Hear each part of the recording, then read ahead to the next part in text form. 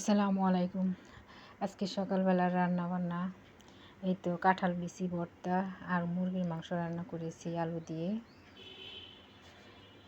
এই তো এগুলোই আজকে সকালবেলার রান্নাবান্না। মুরগির মাংস রান্না করেছি আলু দিয়ে। মুরগির মাংসটা আমি ভেজে নিতে পারি নাই। আজকে সকালবেলা ঘুম থেকে উঠতে অনেক দেরি হয়ে গেছে, এজন্য ঝটপট রান্না করে ফেলেছি।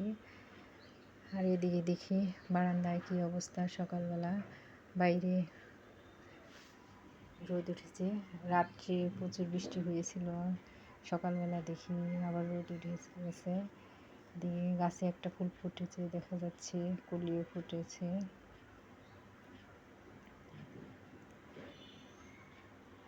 আর এদিকে গাছটাতে আবারও প্রচুর ফুল ফুটছে।